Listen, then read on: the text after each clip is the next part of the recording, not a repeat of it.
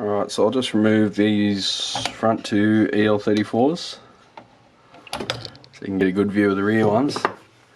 Now, let's see if this glass envelope just comes straight, yep, comes straight off. There we go, look at that. You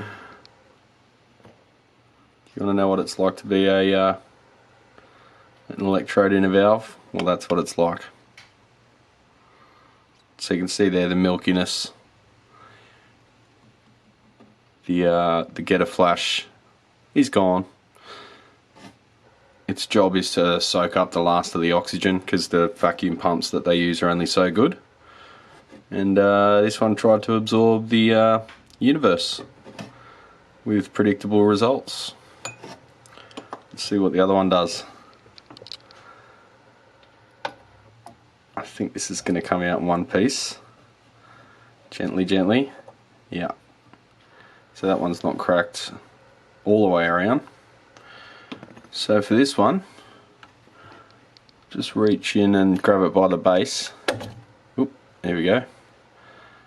And that's the guts of the valve there. So you can see here that there's sort of like fault lines on the coating there, so that indicates to me that this thing's probably gotten very hot, and that could be the cause, but more than likely it was just an extra issue with the amp, so it's probably running them way too hot, and the broken glass is just a coincidence. You can see on the other one, the silk screen there is a bit darker than the ones that look okay, so maybe it's just got an issue with the rear ones, or maybe that's just because they're at the back and don't access as much airflow as the ones that are closer to the opening in the cabinet. So I don't know, should we take this one apart? What do you reckon? Now to get access to the bottom, we're just going to have to break this glass a little bit more.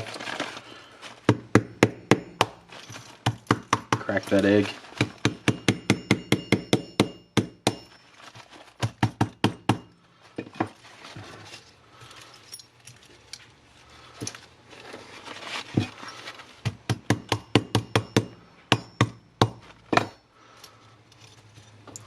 This is a bit where I use pliers if I'm smart.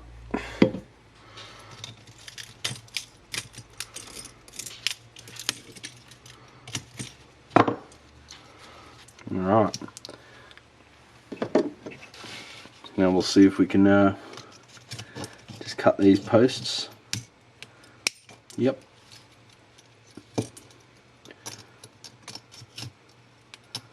To allow the anode to slide up.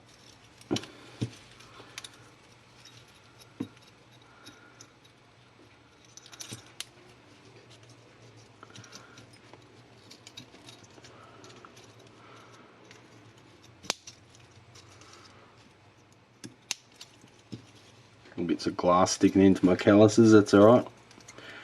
That's what playing guitar is good for, eh? And using sandpaper. Just chop the end of the cathode there if we can.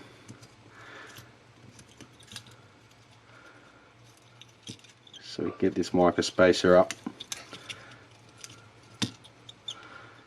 And see if that slides off. Yes, it does. Look at that. So you can see it's gotten very hot.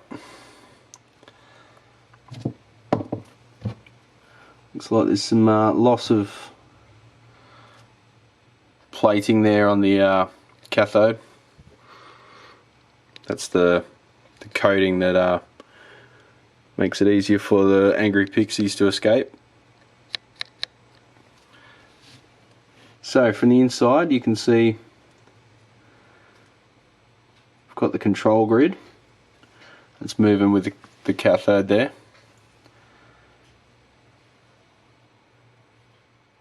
And you've got your screen grid. Next one out, kind of hard to see, but it's the next one out.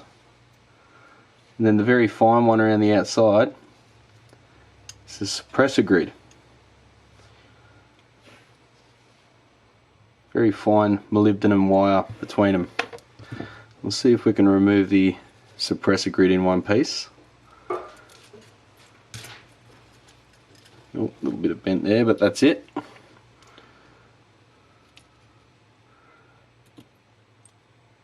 And the screen grid.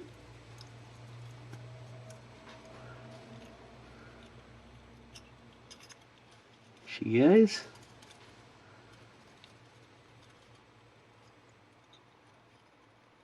It's getting hung up on that micro washer. There we go. So that's the screen grid in all its glory. And the inner one, the control grid, that's secured a little bit more tenaciously.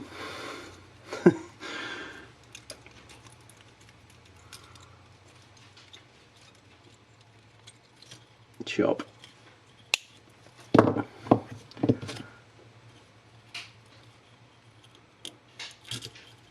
Out she comes.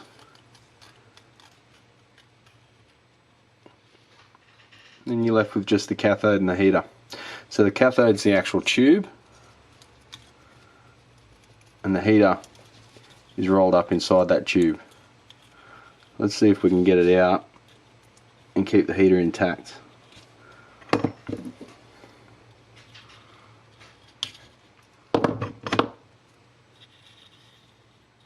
And there we go, there's the heater. And that's the cathode there, and that's the heater.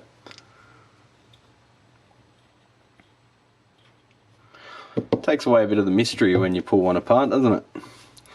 Here's the getter itself.